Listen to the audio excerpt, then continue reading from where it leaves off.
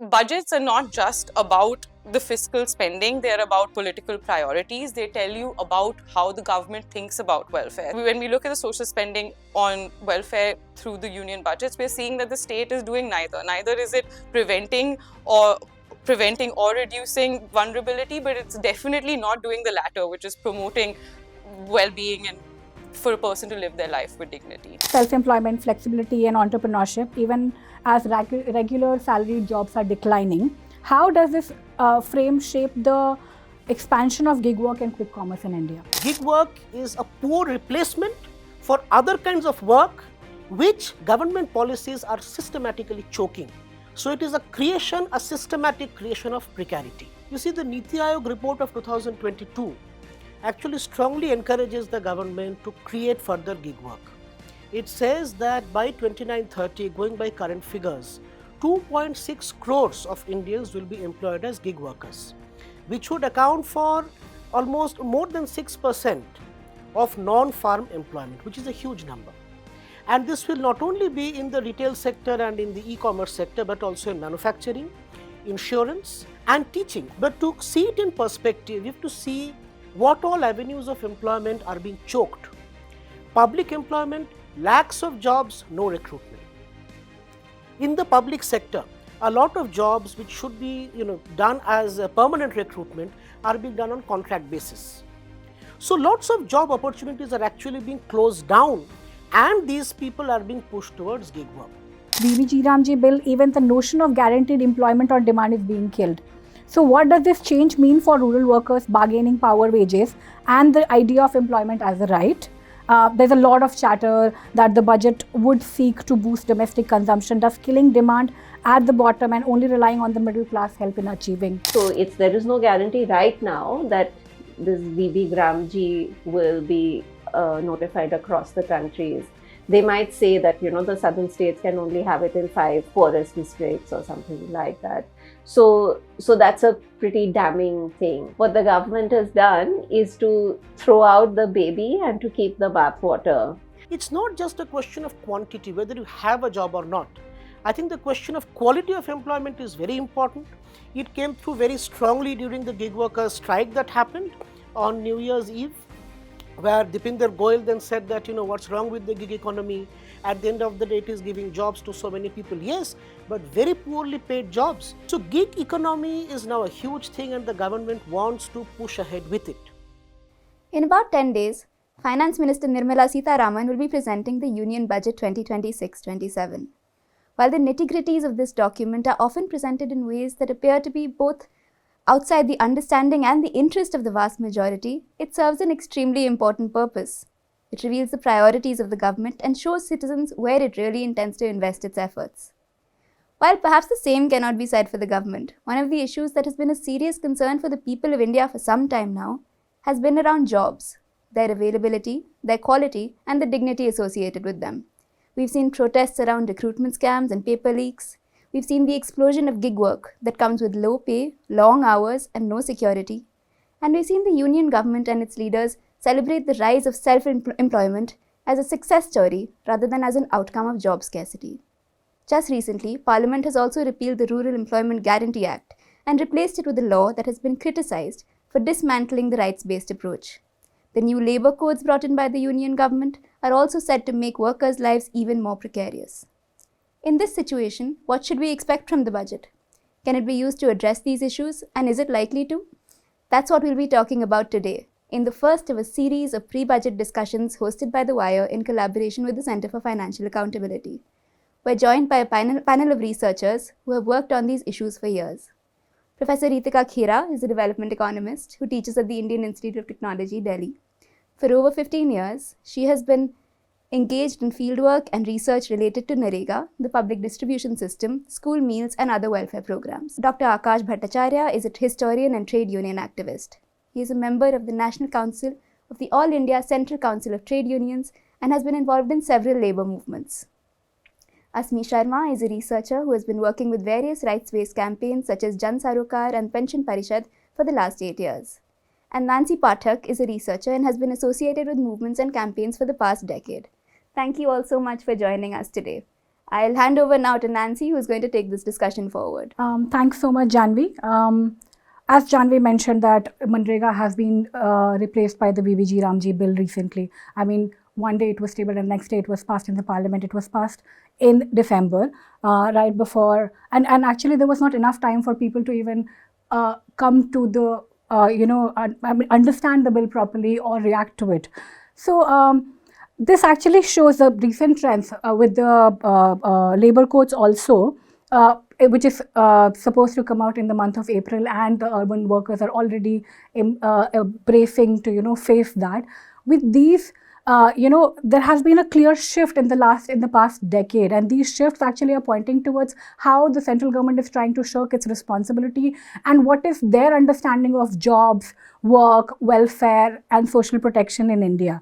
So actually, I want to begin with the with social security, because when employment has become this precarious in the country, the situation of employment is actually, I mean, if you look at gig economy, which we will be talking about moving forward.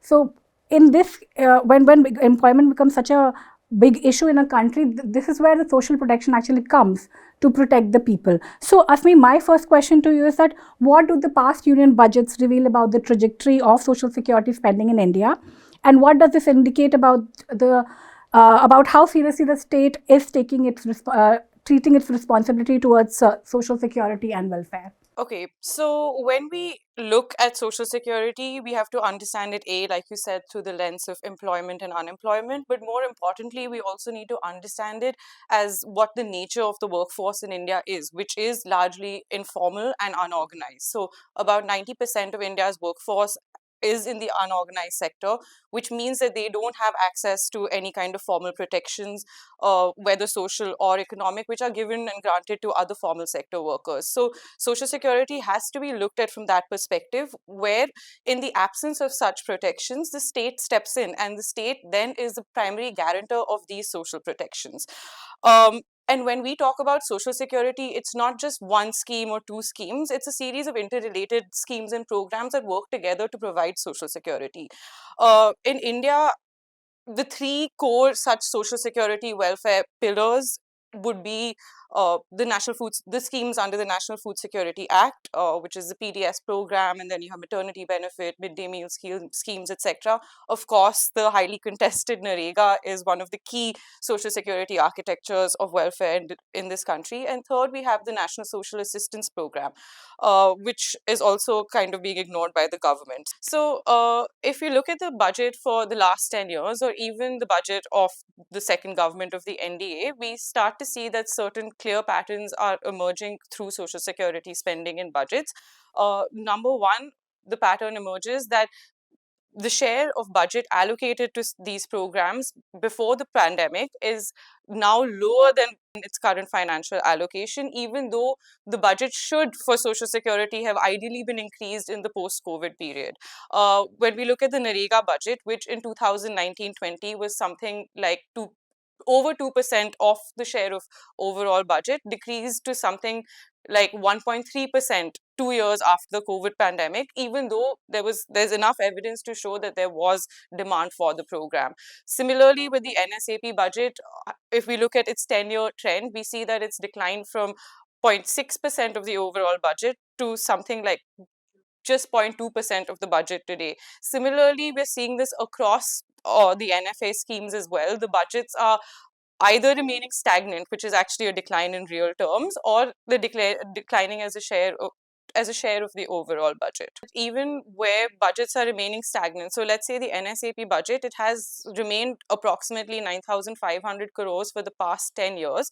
But when we actually try to calculate the real figure for the budget, and once we index it to inflation, Pension Parishad did this calculation, what was the budget in 2014-15, which is around 9,500 crores, today should be something like 18,000 crores. So it tells you how little the government is also spending on social security. And this is budgets are not just about the fiscal spending, they're about political priorities. They tell you about how the government thinks about welfare. So it's not just a question of fiscal constraints. We're seeing across programs there are many administrative and policy constraints that are also being put on programs, one of them being the rise of Aadhaar-based verifications, dependence on techno governance. All of these aspects together are constraining the schemes. So the takeaway from declining budgets is that they're a reflection of the government's political priorities, and the function of social security is not just about protection of protection from vulnerability and reduction of poverty, but it's also about the promotion of well-being and for a person to live their life with dignity. So when we look at the budgets, when we look at the social spending on welfare through the union budgets, we're seeing that the state is doing neither. Neither is it or preventing or reducing vulnerability, but it's definitely not doing the latter, which is promoting well-being and for a person to live their life with dignity. Thanks so much, Asmi. So now that the budget trend has been showing that social security is being squeezed, so when social security is being squeezed, the nature of the employment becomes more important at that time. So my question to you, Akash, is that the government is touting.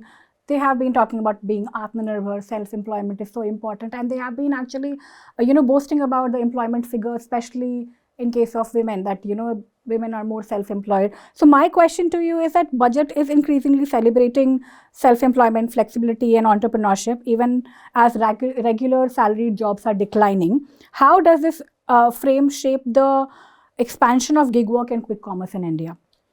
Yeah, before I talk about gig work, let me point out that this thing of increasing self-employment for women, most of it is actually out of distress caused due to COVID. Nothing to celebrate about. In fact, the participation of women in regular employment, as you see in the periodic labor force survey, is actually declining, despite rise in education figures of women. So where are the educated women going to? Why aren't they getting into employment to the extent that they should have? This is a huge question before us at the moment. Coming to gig work, you see the Niti Aayog report of 2022 actually strongly encourages the government to create further gig work. It says that by 2930, going by current figures, 2.6 crores of Indians will be employed as gig workers, which would account for almost more than 6% of non-farm employment, which is a huge number. And this will not only be in the retail sector and in the e-commerce sector, but also in manufacturing, insurance, and teaching. At the time of the making of the report, there were more than 1 lakh teachers who were gig workers. So gig economy is now a huge thing and the government wants to push ahead with it. Now this is being presented as an opportunity for employment. But to see it in perspective, you have to see what all avenues of employment are being choked. Public employment, lakhs of jobs, no recruitment. In the public sector, a lot of jobs which should be done as a permanent recruitment are being done on contract basis. So lots of job opportunities are actually being closed down and these people are being pushed towards gig work. So it's not an opportunity. It's a suffocation of better employment. And I want to emphasize on the point of better employment because it's not just a question of quantity, whether you have a job or not. I think the question of quality of employment is very important. It came through very strongly during the gig workers strike that happened on New Year's Eve, where Dipinder Goyal then said that, what's wrong with the gig economy? At the end of the day, it is giving jobs to so many people. Yes, but very poorly paid jobs, very insecure. Insecure jobs with no bargaining power of the workers. And now there's a lot of celebration that with the labor codes, gig workers are being brought within the purview of labor codes. Well, how? Not as workers with certain rights for collective bargaining, but as recipients of scheme-based social security, which is different from statutory social security, which you can fight for and get for yourself if it is being denied to you. So it's entirely down to whether the government wants to give you that or doesn't want to give you that. The schemes, the government will notify the schemes and only then will the gig workers get any kind of social security. So it is extremely poor quality of employment in economic terms. And one more point, I think, it doesn't quite, get caught in the discussions on economy and in the facts and figures. In the social indignity which gig workers have to face on a regular basis. I'll give you an example from what happened today morning. I went to a place to have chole kulche that was in Saket. There was a small parking area for bikes. I parked my bike there, and this one fellow who supposedly takes care of the parking lot, he came and misbehaved with me, saying that don't you dare park it here. And when he realized I am a consumer, I am a customer at the shop, not a delivery boy, he came and apologized to me. Sorry, sir, मुझे ऐसे बात नहीं करना चाहिए था. Why? If I was a delivery boy, was that kind of behavior warranted? It's the kind of indignity which gig workers have to face on a daily basis. And on that evening of that strike, that morning of the strike, I saw the gig workers were talking back to these kind of figures and said, don't talk to us like that. So the sheer social indignity that they face. So gig work is not, I would sum it up in this way, that gig work is not the solution that it's being touted to be. Gig work is a poor replacement for other kinds of work which government policies are systematically choking. So it is a systematic creation of precarity. Thanks so much, Akash. So the language that the government is using, you also mentioned about the informality, the informal labor, and the flexibility that the government is asking for. It's no longer limited to the urban platform workers. Now it's entering the rural employment policy. It's entering the rural employment policies as well. That we're seeing in how Manrega has been now replaced with VB Ramji bill. So. My question to you, Reetika, is that successive budgets have been accused of starving the Manrega by keeping the allocations such that it would not truly be demand-driven, based on demand at all. But now with BBG Ramji bill, even the notion of guaranteed employment on demand is being killed. So what does this change mean for rural workers' bargaining power, wages, and the idea of employment as a right? There's a lot of chatter that the budget would seek to boost domestic consumption, thus killing demand at the bottom and only relying on the middle class help in achieving that. Okay, that's a lot of different questions. Let me start by dialing back a little bit to say that the National Rural Employment Guarantee Act, in spite of its limited guarantee that it brought with it, was significant because it was a step towards realizing what was promised in the directive principles of state policy, which included the right to work. And this was a very limited step in that direction because it's only 100 days of work per family, not per person. And yet it was important because it had all these different sides to it, which meant additional employment generation in rural areas, the possibility of creating assets using that labor. And of course, if you generate additional employment in rural areas where there is a lot of excess labor, then there is the resulting upward pressure on wages, especially for women. So in spite of all its limitations, there was something quite useful about it, that it would remain useful today. And what the government has done is quite devious, is to repeal NREG and to bring something new, which on the face of it, I believe many people still believe that, what are you complaining about? Actually, the number of days has gone up from 100 to 125. They don't realize that the government has the power to notify the law where it wants and when it wants, right? So there is no guarantee right now that this VB Gramji will be notified across the countries. They might say that, the southern states can only have it in 5 poorest districts or something like that. So that's a pretty damning thing. And what I like to say about this is that what the government has done is to throw out the baby and to keep the bathwater.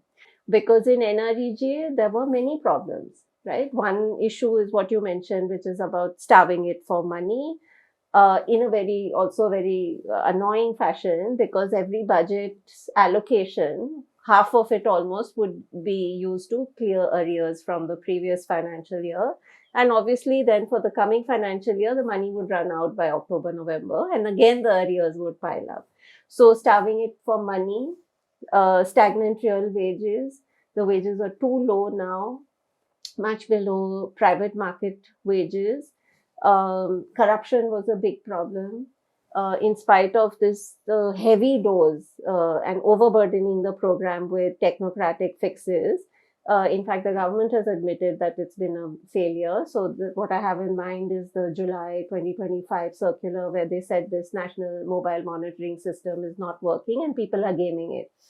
So, all these problems and more existed with the NREGA. And what the new law does is basically carrying over all the technocratic stuff, and which will not fix the corruption problem.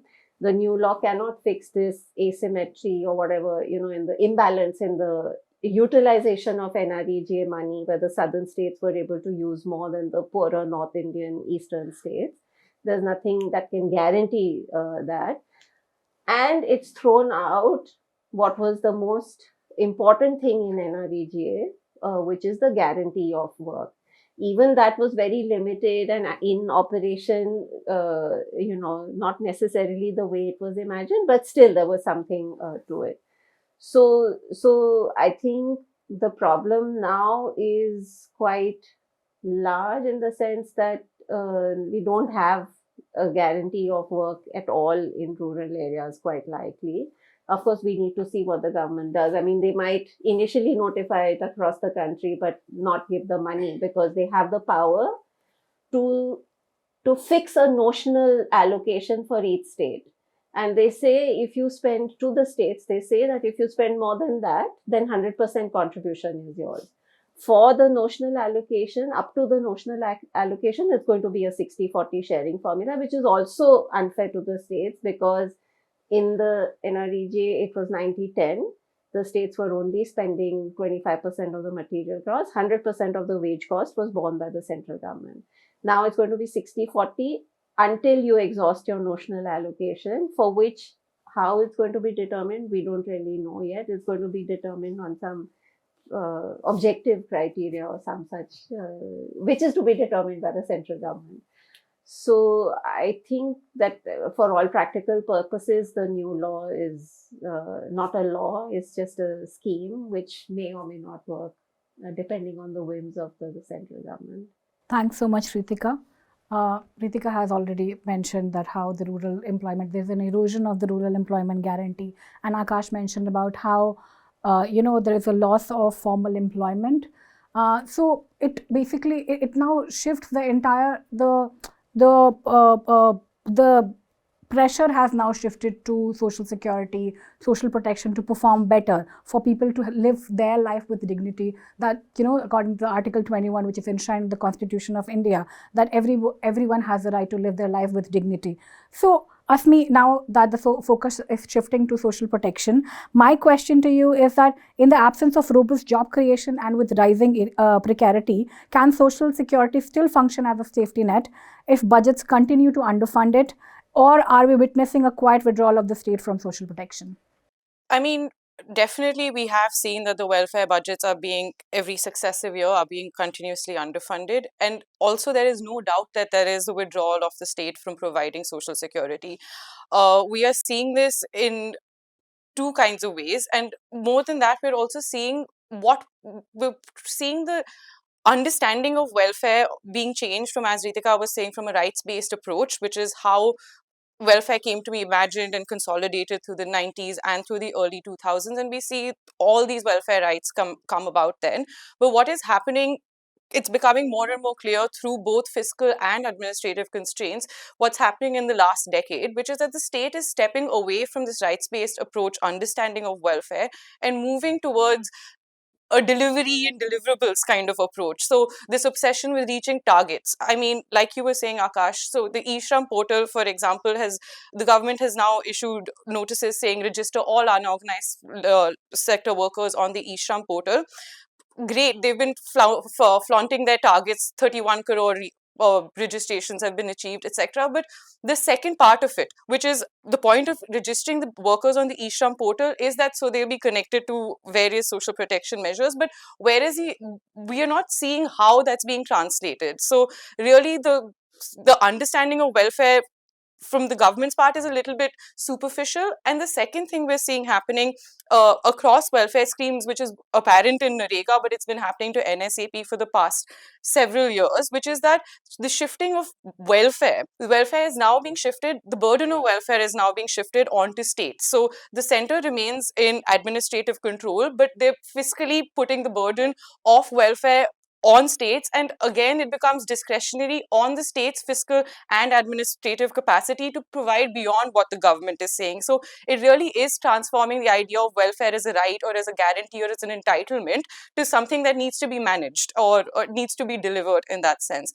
And another thing that we're seeing is the reliance on markets. So the insurance welfare model is now starting to pick up. We are seeing this with PM Fasal Bima Yojana. So over there, who are the benefactors? It's not the farmers. We're seeing that farmer dropouts are increasing from the program. We are seeing that premiums are increasing, but the claims paid out are decreasing. So who is benefiting in all of this? It is the private sector. Similarly, with the PM Jan Arogya Yojana in the health sector, that's another insurance-based welfare scheme. But again, it's benefiting a particular sector, and that's not the workers, it's not the individual, it is the market. So there is definitely a tangible shift in how this government approaches welfare and what they see as the nature of welfare, which is a clear shift from a rights-based approach to a more delivery target-oriented kind of approach to welfare.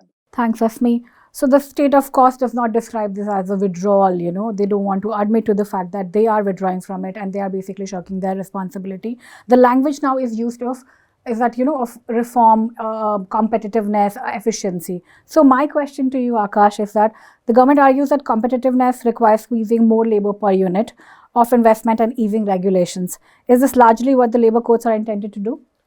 Yeah, looks like it. Labor codes, along with a range of other policies that have been brought about. Labor codes, see, they're based on the logic that, if you have a hire and fire regime, if labor is precarious, then doing business becomes easy. And what has happened is all the codes, all the 4 codes, they've actually changed the threshold of applicability. So, for instance, earlier, as per the Industrial Standing Orders Act, any industrial establishment which employed more than 100 workers had to have clear standing orders approved by the government, which set out the terms and conditions of employment.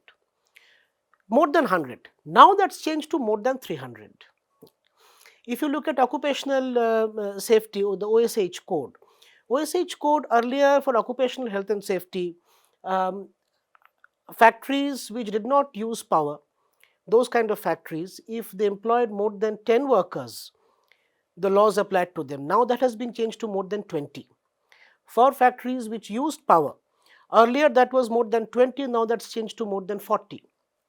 Now, as per government statistics, more than around 42%, I think 42.1% of industries in India, they actually employ around 10 to 15 workers, less than 20. So that leaves a huge workforce outside the pale of labor legislation, outside any kind of protection. Now, if you're not protected, what can you do?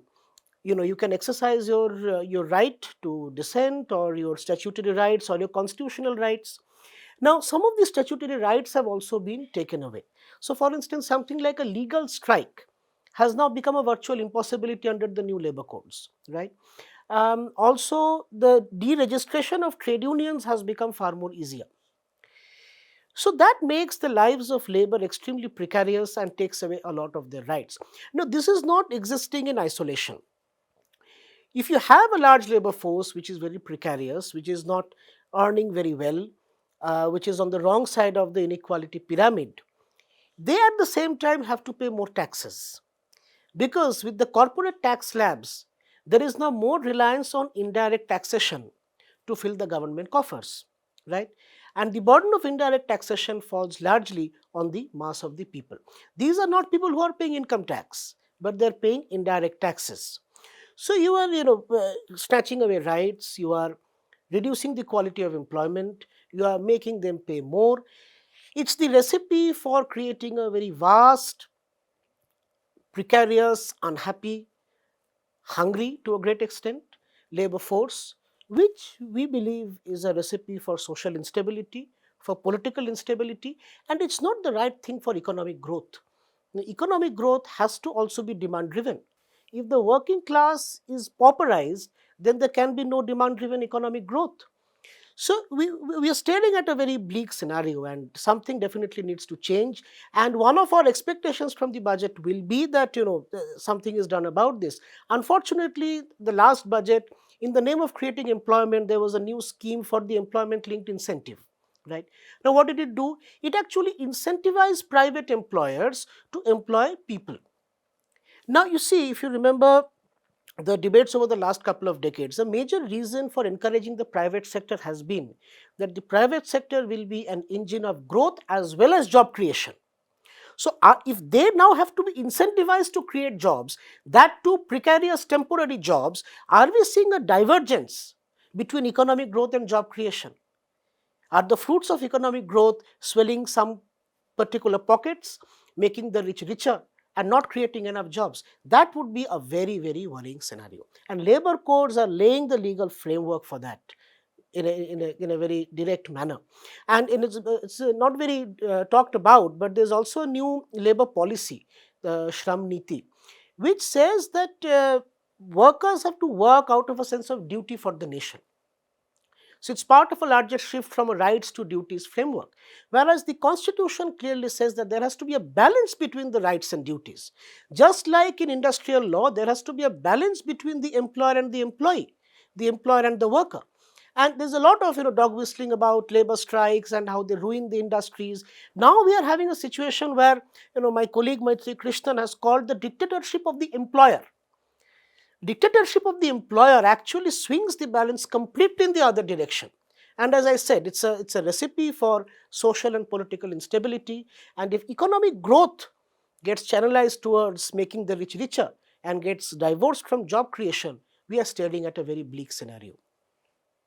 Thanks so much, Akash. Your point about, where this money is, whose coffers it's filling, and also your point about reducing the tax slab for the corporates. I just want to mention the numbers here. It used to be 30% and now it's back. It's 20%. It was reduced 2 to 3 years back, right after COVID, when actually the country needed more money to function, or maybe, every time we talk about welfare, the government gives us the same answer that we don't have either money or, there's not enough demand, or they're not, so my point here is that it is, filling the coffers of the rich is becoming rich and poor is becoming, the gap has increased a lot. And the recent Hurun list has actually showed that we have now 300 billionaires instead of 200 billionaires. And every year the number of billionaires are increasing, and, the number of the percentage of informal labor is still at 90%. It has. So my thanks for pointing that point out. But bringing back to the conversation around COVID, which we started with, you had pointed out about that. So Reetika, my question to you is that during COVID, Manrega was the backbone of, basically it kept the rural livelihood alive when the migrants were coming back to their own states during the COVID. That's where the Manrega gave them the protection that they needed. So what does replacing such a shock absorber with a non-guaranteed scheme mean to the rural economy and jobs? So, about COVID, and also dialing back to something she said earlier, I think what happened, between 2004 and 14 is that we kind of put a legal framework in place. A little bit, it kind of resembles a cradle to grave welfare state, right? So the National Food Security Act, it has maternity benefits. It has rights for children under 6 through the Anganwadi. It has a midday meal program for school children. And it had the public distribution system. Then there's the NREGA, which is for the working population. There was the Right to Education Act, which came also in that period. And then there were others like the Right to Information Act or the Forest Rights Act, etc. So we had this kind of framework which kind of resembles, as I said, the cradle to grave approach to providing welfare and social security. During COVID, actually, it was not just NREGA. The other big backbone of support to people who lost their livelihoods was also the public distribution system. right? Because in fact, the government quite sensibly, surprisingly, also doubled people's entitlements through the public distribution system. From 5 kg per person, they made it 10 kg per person. So between those two things, employment as a, the government emerged as an employer of the last resort, and it provided food, at least basic grains, to about 80 crore people at that time during that period. So those two things were very fundamental to avoiding the kind of very even more widespread hardship than we saw already. Now, what has happened is, I worry actually that this government wants to move from all these protections or rights, etc., towards a more cash-based, cash transfer-based approach. They want to replace all the support that they have in place to just giving cash and saying, so that danger is very much there. Recently, just 2-3 days ago in Dainik Bhaskar, on the front page, they had headlines saying, after NREGA, the government is going to reform the Food Security Act and the Right to Education Act. So I think this is obviously, it is a bit worrying, because also it is always packaged as something that is better than before, whereas in fact it turns out to be quite hollow. So if these protections are not available, and the nice thing about NREGA is that it's a counter-cyclical measure, right? When the economy is doing well, when people have good opportunities, the NREGA budget would shrink. And when the economy is in the doldrums, then the budget, if it was genuinely demand-driven, etc., then the budget and employment generation through that will balloon. And that comes up very clearly in the data, right? For month on month during those 2 years, employment generation under NREGA was much higher than the 6 years before COVID. Now, when that is not there, unfortunately, I think we will learn the hard way what the repercussions and what implications it will have on people, because, one can only one can hope that the government will not be so foolish as to pull this rug from under people's feet. I would worry about what it would mean for people if these protections are not available anymore. And I think another worrying aspect is also what you were talking about, is the inequality, right? For the top 20 to 40%, everything is pretty smooth or, relatively okay. But it's really the bottom 40, 50, 60% we don't really know, because the data is not always very clear. But they are the people who are not even covered by media, right? They're mostly invisible. Yeah. So their voice counts for very little in Indian democracy. They're not the ones who are hitting the 9 o'clock or 8 o'clock big bulletins. So that what is going on in that part of the Indian countryside or even urban areas, that is quite worrying, that we will realize too late. There is always that danger. Thanks so much, Asmi, Reetika, and Akash. Drawing from the conversation that we had here today, I think that we can say that, jobs, living a life with dignity, jobs, employment, social protection is no longer, central to the economic policy of this state. They are moving away from that. And the last few years, when we look at the budget, we have been analyzing the budget. So last few years have been quite underwhelming. It doesn't come as a shock, the allocation is again around 9,600 crores for NSAP. It has been like that for the last 10 years. So it has been underwhelming. Let's see what the government has in store for us in this budget. I think it's going to be more or less the same. But yeah, thanks so much. That was the first in our series of discussions on what we hope for and what we might expect from the budget that's to come. We hope you'll keep watching as we go on with these conversations and bring you the budget that we think we deserve, even if it's not the one we might get.